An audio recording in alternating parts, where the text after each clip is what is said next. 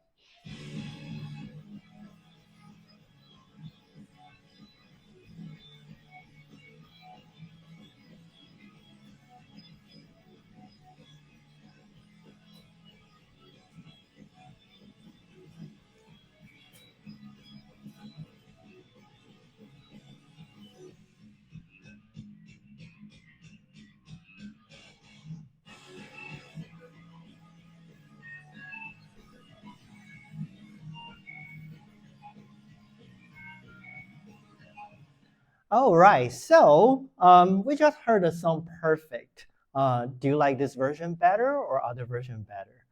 So today we are going to talk about what does that mean by perfect in computer architecture. But before we start, it's always important for us to put all of us on the same page. So in the last lecture, we learned about volume architecture is the biggest picture of how computer works nowadays in a way that every computer, no matter how big it is a data center computer or as small as your mobile phone or even an Internet of Things. You will figure out that if you tear them down, you can find processors, memories inside there. Most of them also have the secondary storage. And the reason why we need this component is because whenever we want to run a program, we need to have a program with their instructions and their data in a persistent storage before we can run them. And then somewhere in your system, for example, your operating system or your program language runtime would load these instructions and data into your system main memory so that later on, when a processor wants to execute a program, it can fetch an instruction from the memory location, which we typically call an instruction pointer or the program counter from the memory, and then look into the detail, see what the instruction wants us to do. If the instruction wants us to access data, that's when we will trigger another memory access to get the data or modify the data.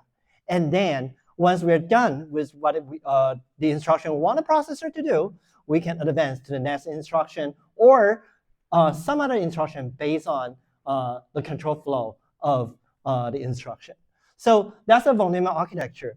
And why every computer becomes a volume architecture? One. And there are many other different types of computers. So I don't know how many of you have been to Las Vegas. Okay, so I'm old enough to tell you about this story. So if you have been to Las Vegas, how many of you are over 21? How many? Okay, good. Okay, so it's okay to talk about this, right? So why are you going to Las Vegas? Because we want to go to casinos, right? And in the casinos, there are a lot of slot machines, right? And they are pretty much like arcade machines, right? And in the past, like, okay, during when I was a kid, right, this arcade machine, they are indeed an arcade machine that it has some kind of mechanics, some kind of chips that are specifically for those games they designed for the slot machine.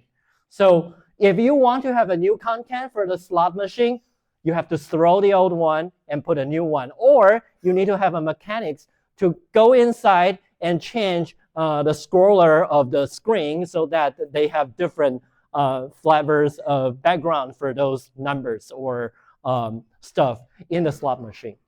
But nowadays, if you look at Las Vegas, it's basically a place with most computers. The reason is because inside every slot machine is now a computer, and the computer is basically a volume machine because whenever you change the program running on that machine, it can become a totally different slot game, right? So the same thing happened to a lot of different things because volume architecture is so convenient. All you need to do is to replace the program. You don't have to reconfigure the hardware. So we want it. So it becomes so popular, right? So in the last lecture, we have told you it could be as big as a Tesla or a data center computer or as small as a mobile phone.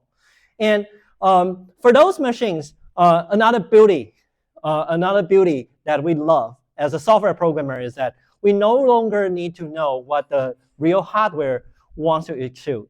We only need to write the software at a high level. And the infrastructure of your software, for example, your programming language runtime or your compiler, can convert those high-level representations into machine languages that your processor can then digest. And if for the data statically created, the compiler can also make them part of the program binary, so that when you initiate that program, that's also in your memory as well. So that's how in the very beginning. However, another thing that we have been interfacing, and that's actually the challenging, is that if you look at this figure, there are two big problems here. Is that nowadays, the memory and processor, they have a huge gap in performance. And the other thing is that even on the processor side, the performance is not improving. However, our demands are growing rapidly. So how can we accommodate new demands with slowly improving hardware? That's actually something challenging for software programmers, and that's why we want to put this class in a computer science curriculum. So that's where we were. And before we start, let's start with a tough question. Is UCSC the best university? Why or why not? Any thoughts? I'm not a chancellor. I'm not a department chair.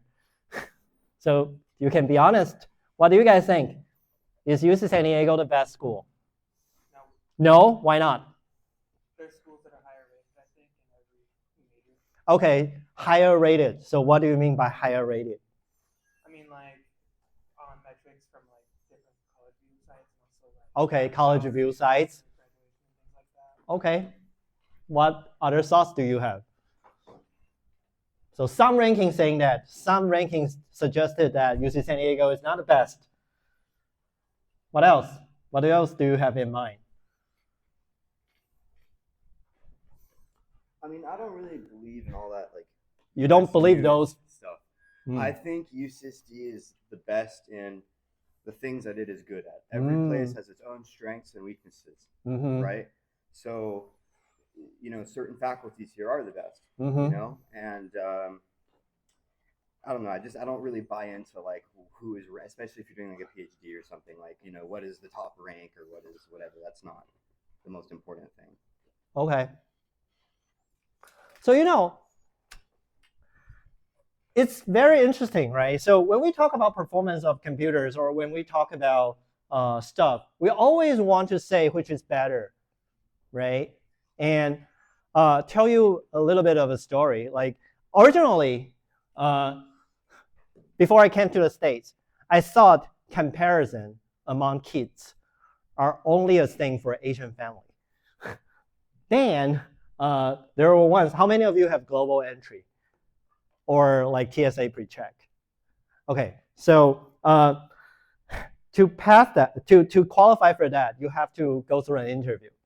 And during my interview, so that was the time when I was still teaching at NC State University. And because my home is in San Diego, so I had my interview in San Diego airport. And the interviewer asked me a question. Oh, you are working at North Carolina? Huh, my daughter is currently studying in East Carolina University. Is that a good university? And you know, that's what in my mind. Is that a test question? Should I be honest? Should I not be honest? Right? And then, should I please him? Should I lie? You know, like what if I lie? Then he will probably fail me, right? Then, and my thought is like, okay, you know, I saw that university nearby, like I-95 or something, when I go to Wilmington, which is a coast city in North Carolina, and I said, oh, that campus is beautiful, so I think that's a good school. Do you think that's a good answer? I'm not lying, right? But anyway, so the thing is that, okay, everyone has their own perspective about what is good, what is bad.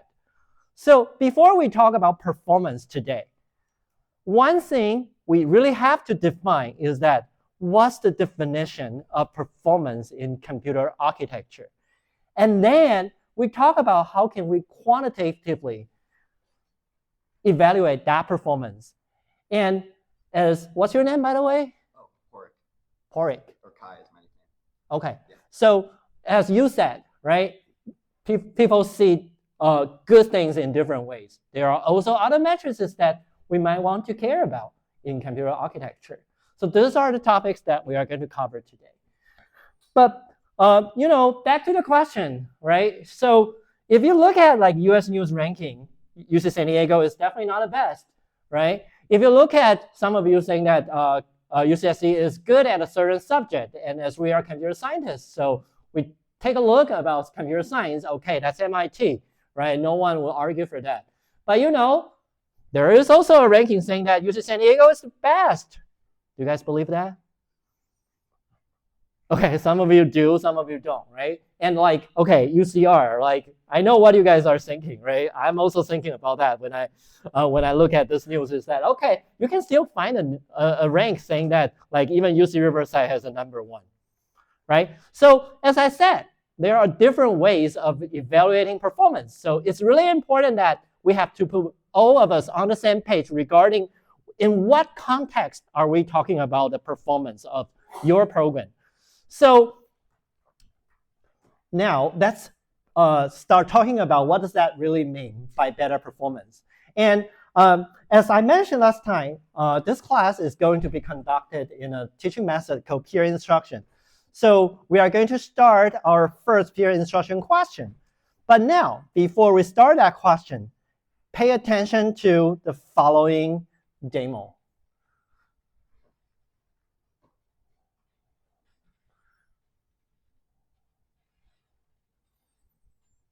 Okay, so I'm basically asked Gemini and ChatGPT the same question, and then ask them to give us a response. So that's the demo is about. Okay, so now I want you to answer the following question based on what you have seen on the screen. So first of all, make sure that you can log into Poll Everywhere. And yesterday we have the pre-register issue. I kind of like, if you want to earn credits, you should log in. If you're just here for fun, you can skip the registration for now. However, you should be pre-registered, so you should be able to answer the question. So can everyone log in now? Are we okay with that? Are we having a lot of introverts here? Are we all good? Okay, so let's go start. So now you have at least 90 seconds to answer the following question.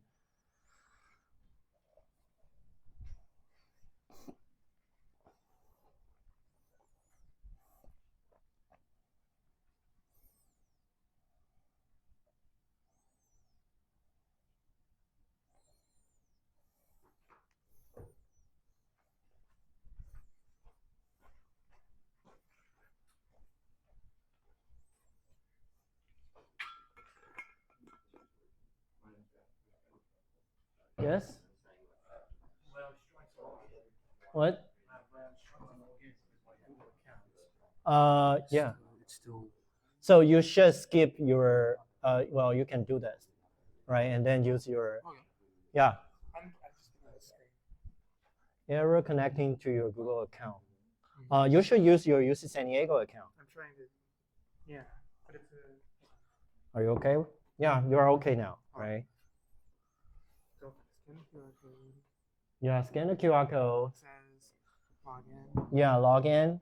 And I just type it in here. yeah, you type in, okay, after you scan the QR code, type login, input your UC San Diego email, press login, and it will say the pharmacy school thing. Don't worry about it, keep going. and it would ask your Active Directory login. And then you should be good to go.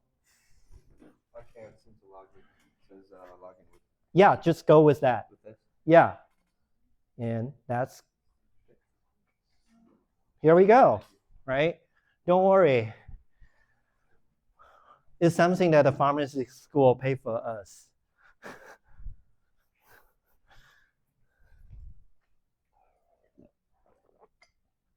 Okay.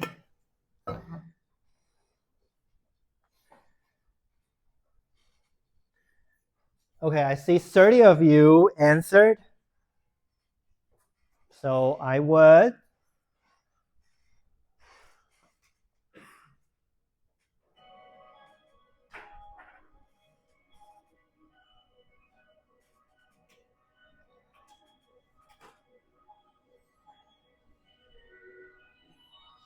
All right, and let's see, what do you guys think? So based on, wait, why is it not showing me the answer?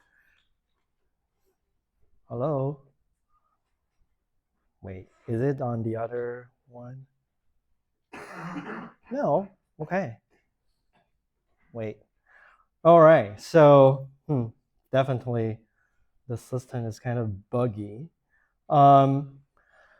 So one thing I learned here, okay. But anyway, we got a few answers, right? So right now, why don't you spend another 90 seconds to discuss with your surroundings and then vote again once you guys reach your consensus. Go.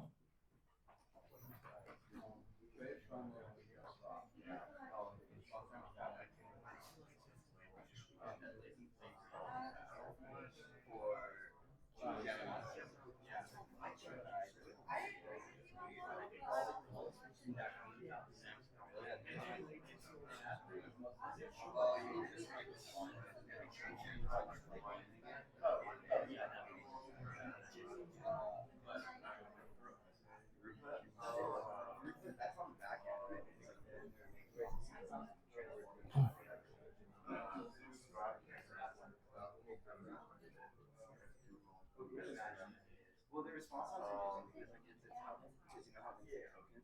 Like, is it response time like how fast makes each token or how fast the whole thing? I know. Because that's also kind of throughput. I thought it was.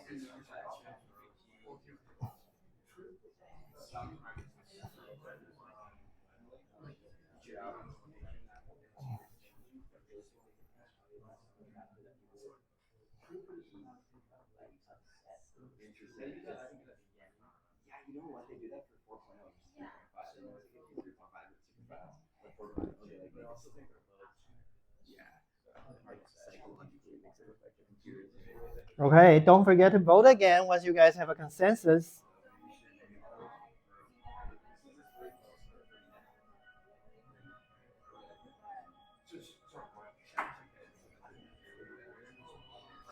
All right, let's see what do we learn from you guys. Okay, still not working. Interesting. Okay, so let me see. Based on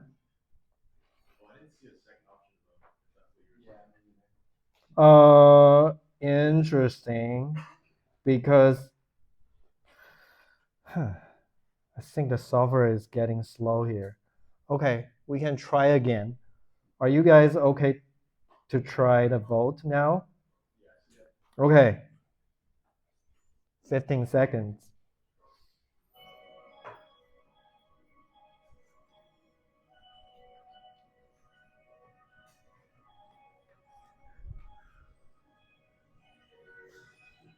All right, hopefully, no, still not showing anything here.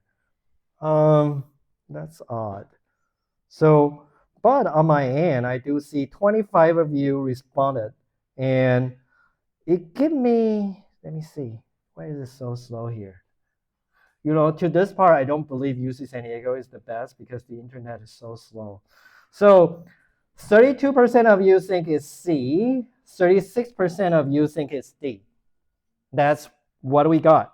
So what is C? What is D? Let me see. So 32% 2% of you think is C. So 2 or 3. Okay, so among this 2 or 3, okay. How about response time? Is Gemini better? What does that mean by response time? I presume it to be, well, since there is end-to-end latency is also considered, then I would see the response time as like the first word getting out. Okay, who gave you better first word? Let's recap on the video. Okay, so now I press enter. Who started to have the first word? ChatGPT, right? So ChatGPT is better because okay, so it's like that, right? So ChatGPT is like a TA in some sense that whenever you ask the TA the question, the TA will start saying something even though it may be nonsense, right? And Gemini is another TA. When you ask the TA the question, the TA would, let me think about it, and then start to give you, okay, here's the answer, and you are given a lot of answer in the meantime, right? So that's the behavior of this too. So based on that, can we go back and look at this question? Who has better response time? ChatGPT. How about throughput? What does that mean by throughput? You guys did the reading quiz today, right? Okay, Ash. Yeah. Okay. What I understood from throughput is like, if you can think of it like instructions going down a tunnel, it's like the amount of instructions going down that tunnel per unit time. Okay, so so that's the instructions, right? So instruction is the output of your program. And here, what's our output? When I saw like comparing the Gemini and ChatGPT, like Gemini was more like it was giving things in a burst, whereas ChatGPT was giving more things like in a tempo, if that makes sense, like one word outputted per unit time. Right. So I thought that ChatGPT might have better throughput, but I'm not sure. Okay, so how do we define throughput? Any other thoughts? Here. How are you going to say, how do you think the throughput is? So let's go back to the TA example, right? So if I have a TA that immediately responds to you, but if the TA has been hanging there for like a minute, but you haven't heard anything that's help you understand how to solve the assignment, do you think that's a useful response? So what if the TA thinks longer, but give you a response that is useful after that like half minute thinking, right? So here, for generative AI, what we define by finish a task is going to be when did we finish the answer, right? So if you think about the amount of complete answer that ChatGPT and Gemini can give out within the same period of time, who can give you more?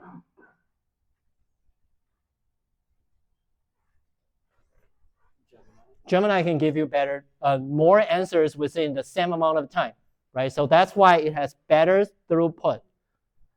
However, that's on the basis where we define a useful response is an answer. What if I say the throughput is about a word?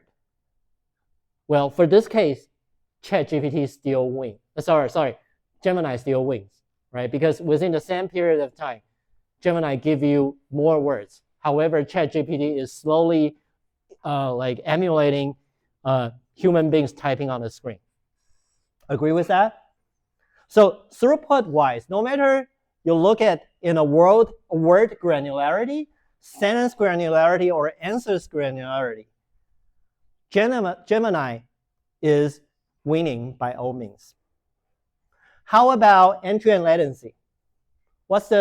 Who wins? Gemini. Okay. How do you know that? Right, as we show, right, like I haven't like even reached the end. Well, I haven't even let the ChatGPT finish the answer, and I can already score down the answer that Gemini is giving me, right? So apparently, Gemini also win on end-to-end latency, right? Okay, how about quality of results? Gemini, how do you know? It give you pictures, okay. I feel like the pictures weren't necessarily of higher quality, though. Okay, here is it, right? So here's the thing, right? Quality of a result, that's hard to judge, right? Because that's an art-related question. But at least here, you should pick at least like 2 and 3, right? Throughput-wise, Gemini is better. So, okay, but right now after the discussion, I'm confident that you guys already know what's the definition of these performance matrices. And in fact, there are many important performance matrices in our life that people would care about. So one thing that most people would care about is end-to-end latency, right? So for example, I don't really care how fast a Tesla can drive on a highway. I only care how much time it took me from here to San Diego airport, for example, right? Even though the Tesla can drive like, okay, 120 miles on a highway, but what if it caught by a cop, and then that would stop me by half an hour? So originally I only need 20 minutes to get to the airport, but because it caught by the cop, right? So it took me 15 minutes. Which one is better, right? So in many situations, we do care about the end-to-end latency. I don't care about how fast you are in the middle. I only care about how much time it takes me to finish, to get a result, to get what I want. That's end-to-end latency. Response time. I think you guys experienced that. Response time is the time when I start the program, or say start the request, and then I got something that I feel the computer is working for me. So for example, like a lot of you here, you probably have the experience of working on web apps, right?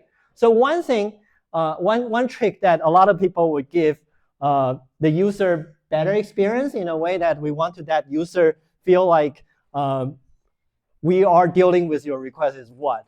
No matter if I'm really dealing with your request or not, I just put like some kind of like a rolling bar or something so that you will feel like, okay, the computer received my request, and then the server is dealing with it. In fact, that rolling ball is actually a JavaScript showing on your local side, right? So, but the thing is that that's response time. Response time is the time you start to feel the system is processing my request. So the same thing for the ChatGPT example. You can see ChatGPT starts throwing you some words, right? So what ChatGPT does is that they might have multimodal system. They would have the first model to give you a very high level, rough, generally true response so that you feel like, okay, ChatGPT got it. And then for the later paragraphs, they can use a finer tuned model to give you the more precise answer. And Google does that in a different way, is that we just have one model, and then you give us the request, and we just give you the comprehensive result that we give you, and we ignore that part. So, Google is never a company who cares. Well, I shouldn't say that. But, okay, let me adjust my words. So I feel Google is more like an engineer company. And the characteristic of an engineer is that we want to solve the problem. So we want to give you the solution as soon as we can, right? So because we give you the solution sooner, so we don't really care that much of, okay, some of the user experience part, we think we can sacrifice that. Okay, that's a good answer of it. Okay, response time.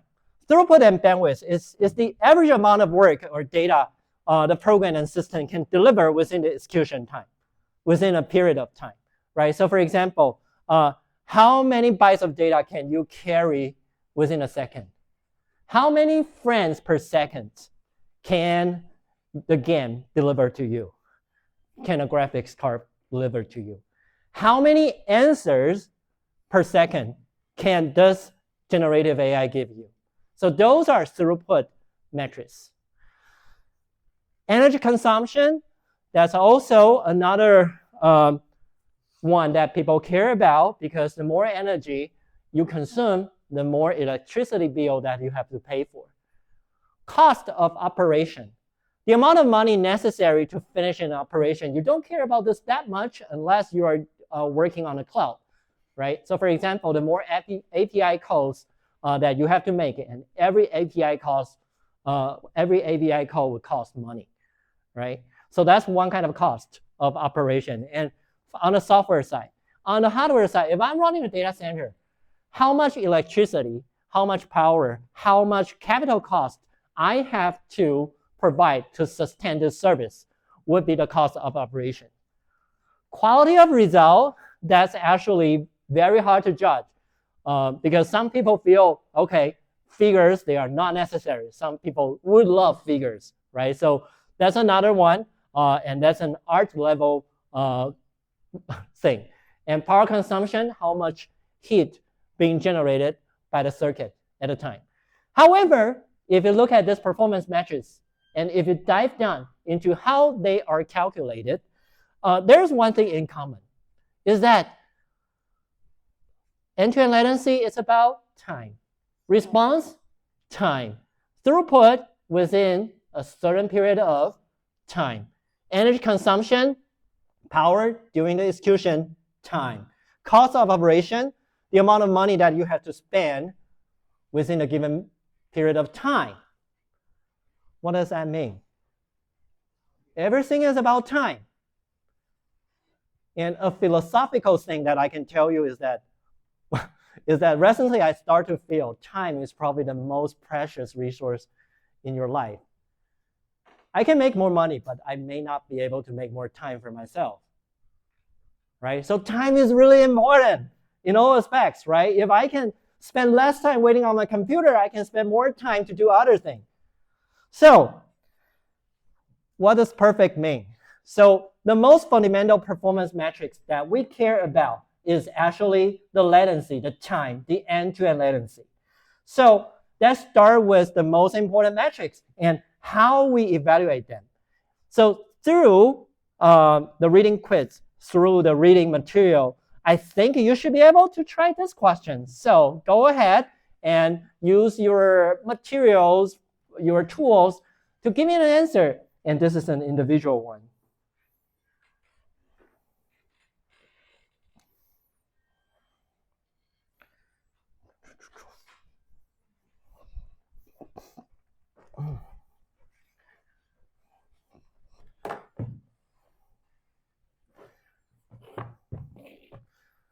Okay, let me do one thing real quick and see if I can fix this. Okay.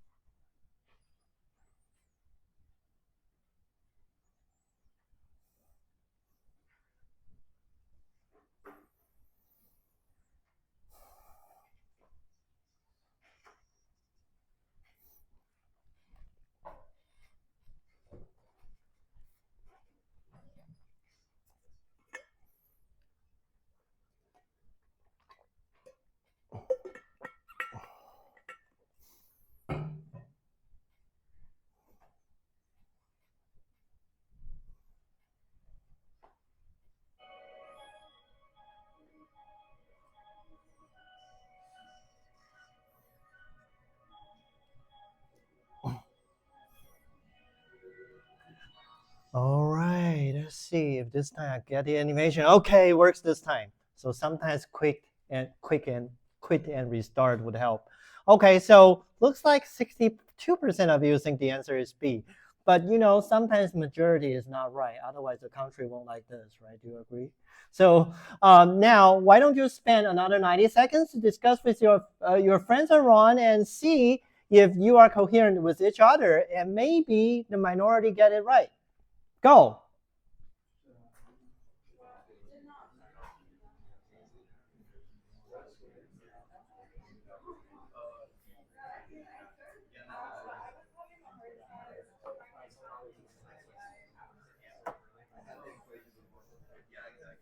There's like an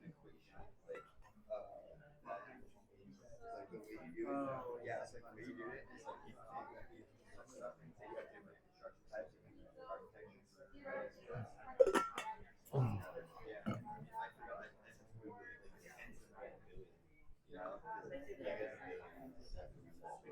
And then the other two you can flip the equation. So like portray everyone that like to the line instead of like constructions have CPI times the cycle time construction, good numbers, constructions CPI divided by like the hertz. And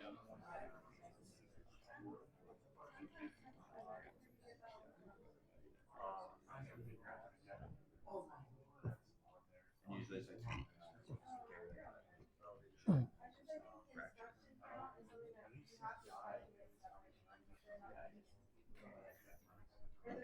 I'm a bit slow with the calculations, so I need to get that. So you have to calculate the clock cycle for some. It's CPU clock cycle divided by. Excuse me. What's the majority answer B? It was? Okay. Okay, so if you have reached a consensus, please vote, because currently I only see 14.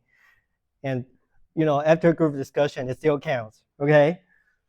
16, 18, 19, 20, 21, 22. Okay, no more. Okay, so after discussion, okay, 100% of you agree it's B. That's democracy. Okay, so, but I need someone to convince me that you are not just like blindly follow the crowd. So, who can show me your work? Okay, you are slightly faster. What's your name again? Kai. Kai. Yeah. Okay, what do you think? All right. So first. Was that the name you told me? Yeah. Well, cause like Porridge, like my name on the documents, but I go by Kai. Okay, you like to. Yeah. Okay, go by Kai. Okay, what do you think? Okay, so first we have different instructions in the architecture, so we gotta take the average CPI. Okay, right? you have to. Okay, so tell me, like, to evaluate this question. Okay, thinking about it's an interview, right? Or say like you are answering a midterm, right? How do we evaluate performance in general? Well, execution time is the number one issue. So we use the execution time formula of instruction count times CPI times cycle time. Instruction count times CPI times cycle time. That's right. Okay, what's the instruction count here? 5 times 10 to the 9, so 1 billion. Okay, 5 times 10 to the 9. What's the CPI? We need to take an aggregate CPI because we have different types of instructions with different CPIs. Okay. So we'll calculate that in a moment. We'll just leave CPI as a placeholder. Okay. And then we have. I like that. We're going to use a different equation, which is we can divide. Sorry, I made a mistake. You can divide, instead of cycle time, you can divide by the frequency in hertz. Okay. 4 gigahertz. Yeah, because the cycle time is indeed 1 over f. F is the frequency, right? Yeah. So how about the middle part, the CPI? All right, so now we need aggregate CPI. So what we can do is we make a sum. CPI equals the sum of, for all instruction types, the frequency, as in what percentage of the program do those assembly instructions appear, times the CPI for that instruction type. Okay. So it'd be like frequency times CPI. So that for us, that would be like, for type A, 0.2 times 4. So 20% frequency with CPI of 4, plus 20% times type B with CPI of 3, times 60% remainder with CPI of 1. And then that gives us 2. Okay. So that's one application of performance equation. Do you have question? Nah, because I kind of like, I didn't know it was correct, but like when I saw this, like I kind of used something else where I just did 5 billion times 20% times 4 plus 5 billion times 20% times 3 plus 5 billion times 60% times 1. Okay, that's also one way of doing it. But here, so basically, right, if you do some rearrangement of the equation, you can still get the 5 times 9 part and the middle part as the average CPI. And there's a reason why I want to use this format. When you are doing your assignment, you will figure out that the average CPI is what you end up will get from your performance counter.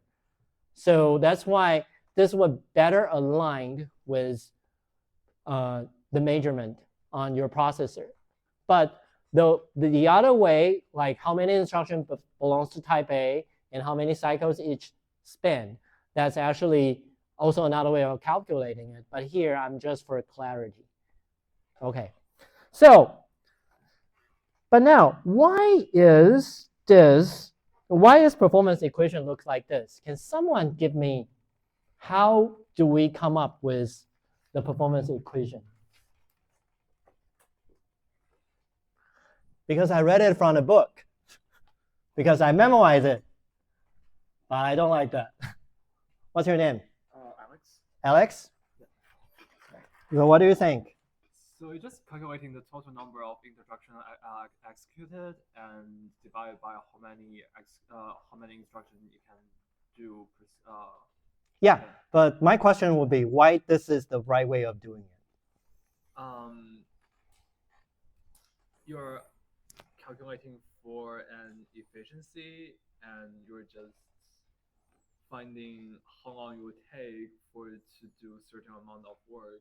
So I guess that's okay. My guess is this: instruction count times clock per instruction is going to give me how many clocks it's going to take. And if I multiply that by clock time, it's amount of clocks times per clock time. Multiply them, you get execution time. Okay, but why? Okay, so but my fundamental question is like, why these 3 components? Why not other things? Why don't we count power consumption in here? Right, so any like optimization, like the question is, what's the objective function? The objective function is time, right? So what controls time?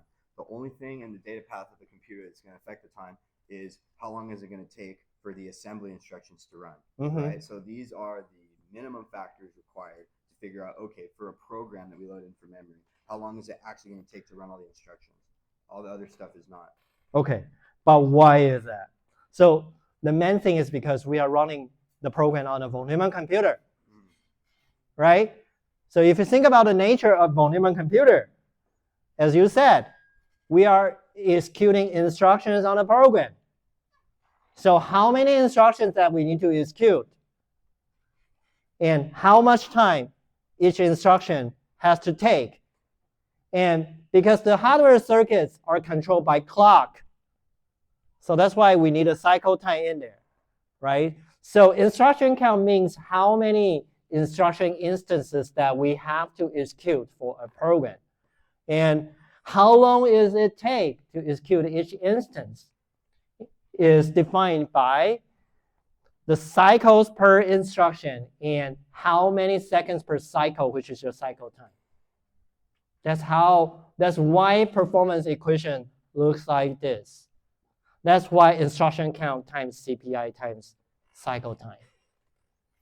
Okay, so as some of you mentioned, right? And why this defines performance? Because the shorter the execution time, the better the performance. Don't you agree with that? Right? Because we said time is very precious. So the fewer amount of time we need, the better the performance, right? So we define performance as 1 over the execution time. And the execution time is based on instructions per program, cycles per instruction, and seconds per cycle. And seconds per cycle is 1 over frequency, right? So that's the performance equation. So based on that, right? For the previous question, we got the answer 2.5. So now, round 2, real program, right? The left-hand side is the C, right-hand side is the S86. So take a look at this program and tell me how much time it would take.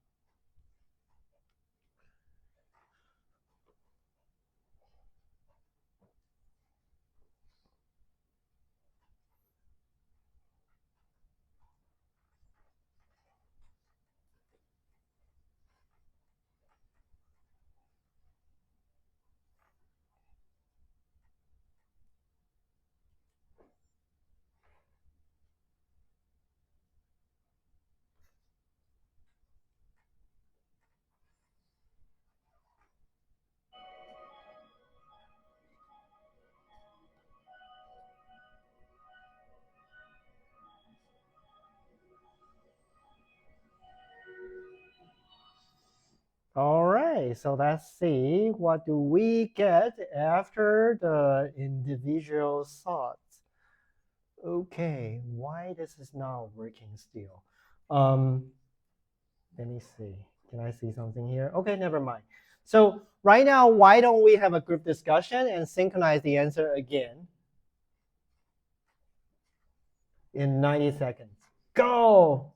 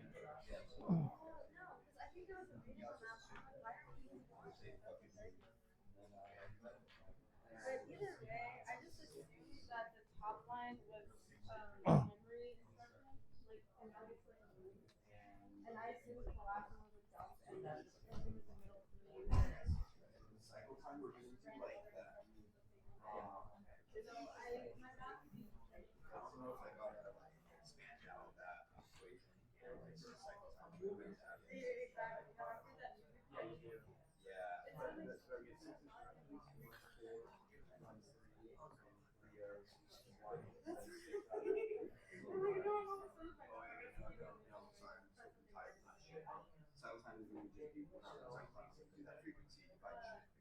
Oh yeah. So yeah, and of course you're gonna do that. So wait. Instruction count. It's 1 billion times because the label LP is not instruction, it's just a target. So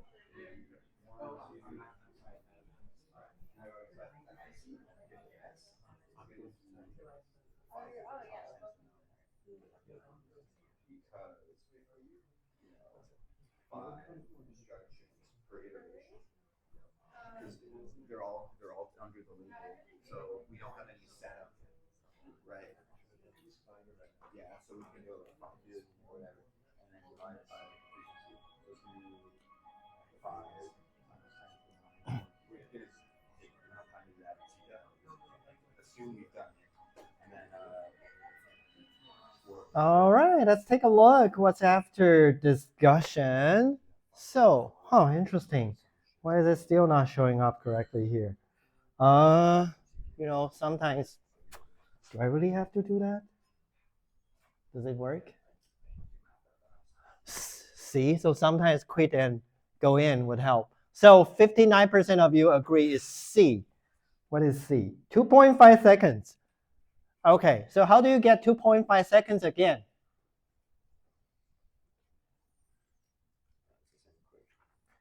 The same equation. What else? So how many instruction counts do we have?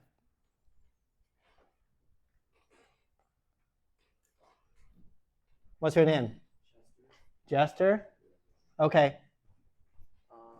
So I was kind of looking at the assembly part on the right more, and I realized that there's like 5 lines of assembly instructions, right? Yeah. And I noticed, okay, so the first thing I noticed was the bottom one JNE, which is a jump. So that's 1 times 3, which is 3 cycles. 3 cycles. Yeah, and then I kind of assumed that the move LQ, if I'm pronouncing that right, is the one memory instruction, which Okay. is 4 cycles. Okay. And then the rest add and compare for just the other instructions, which is 1 on average. Okay. So what's the average CPI for this 5 instructions? The average CPI is, so I kind of just did 10 divided by the processor running at 4 gigahertz. So what's the average CPI of this? The average CPI of this 5? Of that 5. 3.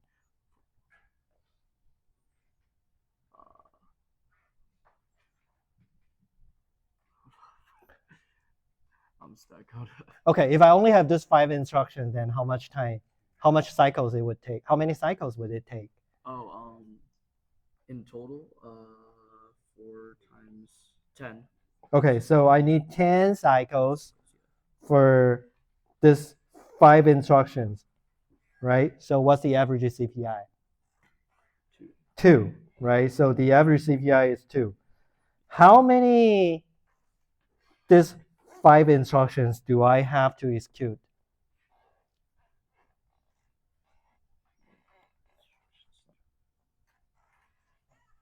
How many iterations do I have to run? 1 billion, right? 1 times 10 to the 9, and each iteration has 5. How fast is a cycle?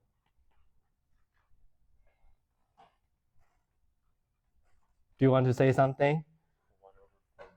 1 over 4 times 10 to the 9. What's your name, by the way? Eric. Okay. So, don't you feel like this equation looks similar? Right? That's exactly what we have in the last question, but we just show it in a different way, right? So again, the average CPI remains the same as 2, but here I'm just telling you, most of the time you are not going to receive a produced stats about how many instructions belong to type A, how many instructions belong to type B, how many instructions belong to type C. But most of the time, you are going to get stuff either on the left-hand side or the right-hand side. Or maybe both, if you're lucky. And then you have to do the calculation yourself. And then you will figure out which instruction takes the longest amount of time and what's the estimated amount of time to execute this program, right? So this is the performance equation. So the second takeaway of this lecture is that 3 things define the latency of your processor performance: instruction count, cycles per instruction, and the cycle time. Now, as we just mentioned, latency, or say execution time, is just one metric. And there are other things that people are discussing about. Are they good metrics, right? So for example, a lot of people are fascinated about AI/ML these days. And companies, they know that. So, and they kind of like link the AI/ML performance with floating point operations. So sounds like nowadays people just talk about flops, right? So every time when you hear NVIDIA's new hardware, what they talk about is like, how many flops can we support? Google's TPU, how many flops can we support? Okay, if you are not a fan of AI/ML, you should be a fan of this, right? Like you should be you might be a gamer, right? Because I cannot think of too many other reasons why people want to study in computer science if you said you are interested in computer science, right? So as a gamer, you also care about flops because that link to your GPU performance, presumably, that's what we saw, right? We saw flops is linking to our performance. So, you know, Nintendo Switch has 1 teraflop. They don't advertise it because it's tailed behind others so much, right?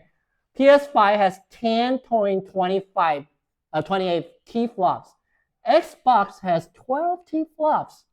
And RTX 3090 has 40 T-flops. But here's the thing. When you play games on Xbox, do you feel it's better than PS5? When you play your game on your PC, do you feel it's better than your PS5? You said yes? Okay. Some of you say yes, some of you say no, right? But here's the thing. Through this, do you feel like flops is really reflective? Do you, okay, maybe I should ask this question. When you, what's your name? Owen. Okay, when you play your game on RTX 3090, do you feel like you are getting 4 times better than PS5? Maybe, okay, you're really optimistic. Okay, so, but for me, I don't feel that way, right? So, but why is flop not so reflective, right? So let's dig into that. So how do we calculate flops? So, for example, right, floating point operations per second. So you need to get the flops by counting how many floating point operations can we sustain within a period of time. So one of the easiest ways is that I write a program, and then the program is supposed to be a floating point intensive one. And then I can calculate it. So for this program, I'm running this loop, which is a matrix multiplication on floating point numbers, right? And as you can see, how many floating point operations do I have within each iteration? So I am doing Cij plus equal to Aij times Bkj. How many floating point arithmetic operations do I have within this line? 2. How many floating point operations do I have when I finish this program?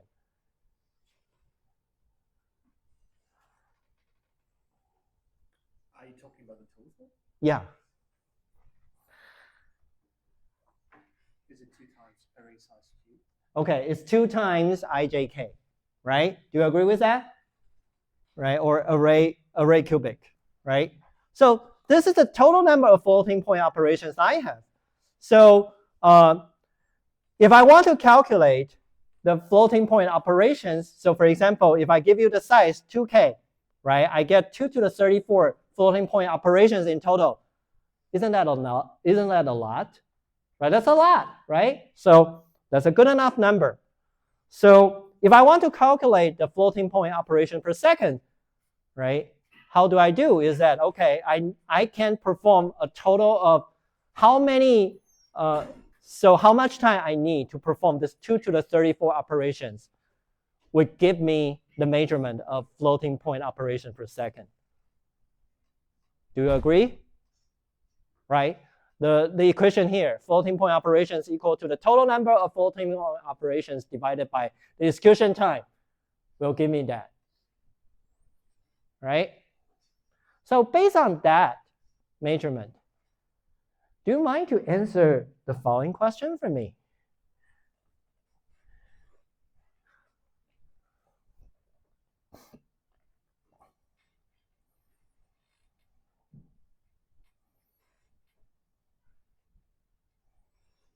Oh, why is it flops per second?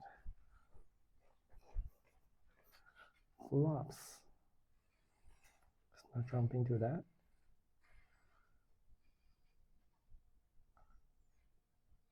Okay, should be this one.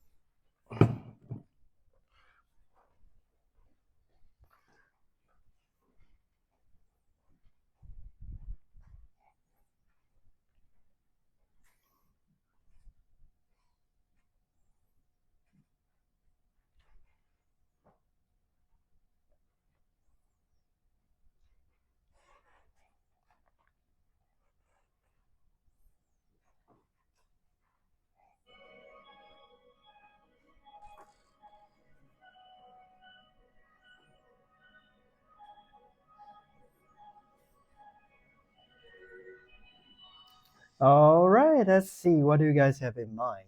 Okay, so the first one I saw a lot of you think is C, right? But you know, as a student, as a very senior student, I know whenever people pick C is because we don't know what's the real answer. So why don't you guys go ahead and discuss with your friends for another 90 seconds, and let's see, maybe the two that you have in mind is different from others. Go.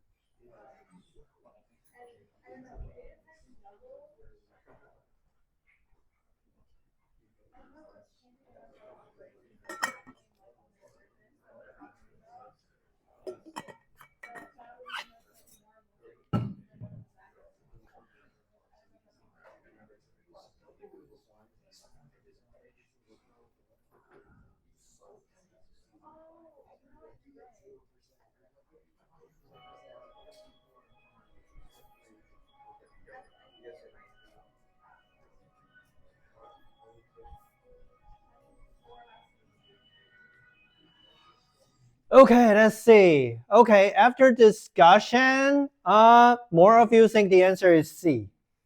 Okay, so, what do you guys think?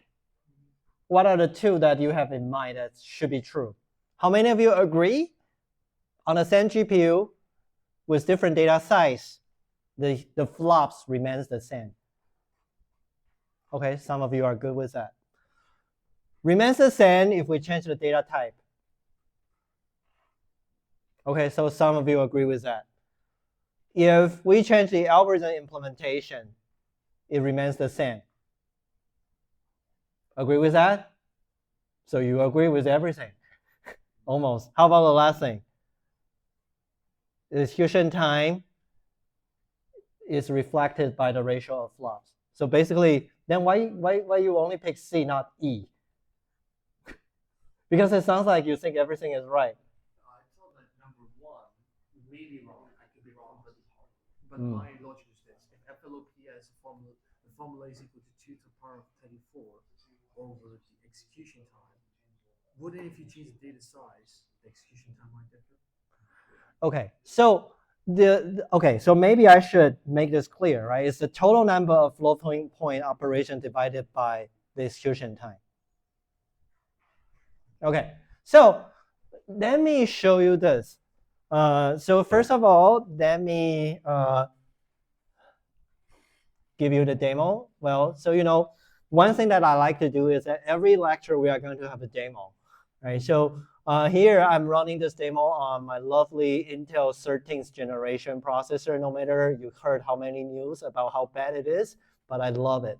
Okay, so well, part of the reason because I've worked for Intel before, so I speak for them. So I speak for whoever give me the money. All right, so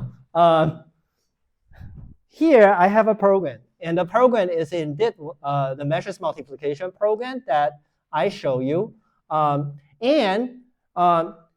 now, I'm running this program on the CPU. So if you check the CPU, the throughput is actually 3.9 gigaflops. So 4 gigaflops or 0.004 teraflops. Now, well, I didn't get any money from NVIDIA, but as an engineer, another thing I believe is truth. So let me show you that. So if I run the program on NVIDIA hardware with 2K by 2K by 2K matrices, then this is what I got. So it only takes 0.4 seconds to finish the whole program. And the matrix multiplication part only takes 21 milliseconds. That gives me 825 gigaflops or 0.8 teraflops. So 200 times faster than the CPU. So that's why people love to use GPU to solve matrix problems, right? However, if I change the data size, for example, 4K by 4K by 4K, right? This is actually, okay, give me it one more time. Okay, let me run it one more time. Okay, so now if I run it by 4K by 4K by 4K, this is what you see. 1.3 teraflops. Now, if I run it AK by AK by AK, okay, 1 point slightly faster, but if I run it for one more time, I think it should be faster or not. Okay, slightly faster, but what if I run it for one more time? Am I going to get a different number? So it fluctuates a little bit because the hardware is actually floating with its frequency, which is odd. But as you can see, right, if you are giving the GPU a smaller size, right, it never reaches 1 teraflops. But if you give it a big enough size, it will always reach more than 1 teraflops. And the majority of both programs are floating point, right? So what does that mean? right? And okay, let me give you another demo. So now this is a 4070. What if I run it on a 4090? Right, this is a 4090 machine. And here's the teraflops I got, 3.2. So suppose I should, so for 3.2, so this is how, what's the size of it? Is it 8K? Okay, it's 8K, right? So it's 3.2 divided by, well, it's this teraflops, gigaflops divided by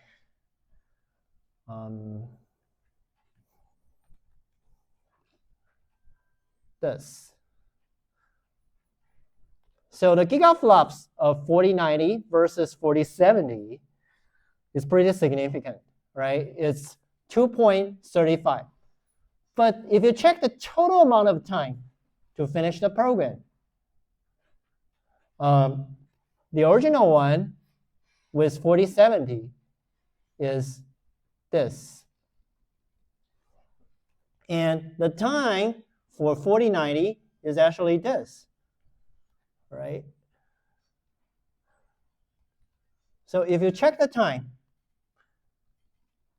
it's actually not that reflective, right? The total amount of time is only 1.3 times faster. However, the flops is 2.36 times more. Is that reflective? Right? So looking at this demo, and let's go back to this question. If we change the data size, it's changing too, right? Okay, let's go back to the data type. Okay, data type, I forgot that part. Okay, so let me try this. So this is double. Okay, so if I do double, it's only 154 gigaflops, a lot slower, right? So what did you learn? If we change the data size, that doesn't work. Change the data type, doesn't work. Change the algorithm implementation, as you can imagine, it's not going to work. It's also not reflecting the ratio. So what does that mean? Using flops to judge the real performance of application is not accurate. But why is that? Why is that? So again, if you go back to look at how flops is calculated, it's the number of floating point operations times 10 to the minus 12, if you want to count it as teraflops, divided by execution time. How do you get the number of floating point operations? So if you want to get a number of floating point operations, it's the total instruction count multiplied by the percentage of floating point operations divided by that. And the execution time is CPI times IC times CT. So what does that mean? Everything related to instruction count is gone. So if you make any change that would affect the total instruction count to your program, flops is not going to be reflective. So what kind of change will change your instruction count?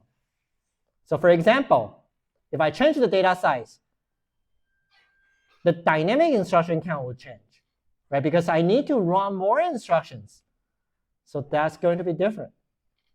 If I change the data type, that may change the instructions that I need to load data or even do typecasting, right? So that changes. If I change it onto a different CPU architecture, right, there might be some compiler optimization or runtime compiler optimization changes. And that gives you a different instruction count. So that's why flops is not something very reflective in giving you an assessment of real application performance because it doesn't consider instruction count. Okay, so like a lot of cases, we try to cheat with you on throughput numbers. As I said, different data types will give you different flops, right? So one thing nowadays, everyone who is selling AI ML accelerator will give you a flops number that's not even on the standard floating point operations. So for example, when we talk about inference, most of the time we just report 16-bit floating point operation performance instead of the full 32. So that's not translated to your gaming performance because for gaming, we care about 32. We don't use 16, right? So no matter how good it works on 16-bit, it doesn't work for your game, right? That's one thing, right? So another thing, another missing point that you can think about like AI application is like inference per second. That's another type of throughput measurement. And as you can imagine, the throughput measurement, they don't have the full picture of the complete application. So it's not like giving you the right assessment of the real performance, right? And sometimes if I'm a company, I can cheat on this throughput measurement. So for example, in the good old times, people only care about frames per second. So one way I can cheat is that I generate a lot of frames, but like the graphics card can generate 120 frames per second, but how many of your eyes can really distinguish from one another, right? So what if I duplicate one from the last frame and consider this as a new frame? Do you still feel it? You won't feel the difference. But I can cheat with frame per second, right? Like the example that I want to give you, right? I can say, well, Gemini has better inference per second, but both Gemini and ChatGPT give you a wrong answer, right? Like if you look for Steven Swanson for summer like 142, he is not going to tell you the right answer, right? And he will refer you to me. Well, that's another way how you find me. But this is not the answer you want, right? But I can still claim I have more inference per second, even though I'm giving you the wrong answer, right? So this kind of comparison doesn't make sense. So what I want to say is that a lot of measures, they could be misleading if you don't use them right, right? And so a lot of, so that's another thing that, oh shoot, okay. So that's why nowadays, if we want to give people fair comparison, we introduce the concept of benchmark suites. So for example, if you are a gamer, you must heard about some kind of gaming benchmark, like good old days is 3D Mark, but right now it has more. Like for CPU performance, we use Passmark or Geekbench, right? And like for high performance PCs, we talk about spec. And for ML applications, we talk about MLPerf. And all sorts of benchmark suite is trying to place all the units under test, under as similar as possible situations so that we can make a fair comparison. However, the reason why like performance metrics like floating point operations fail is because there are too many things not being considered. And those changes, they would actually affect your performance. So if you want to have a performance matrix that is fair, that is not misleading, that performance matrix should consider all three factors in a classic performance equation. So that concludes the lecture today. And before you leave the classroom, several things that I want to let you know. So first of all, we have another reading quiz due this Thursday before the lecture. And check out our website for slides, Grayscale for assignment, Piazza for discussion. And we have YouTube recording for the lecture. And don't forget to check your access to the Data Hub service and Piazza. And we will have a lab lecture today at 5 p.m. at Warren Lecture Hall, 2205. Other than that, enjoy the rest of your day. I will see you tomorrow.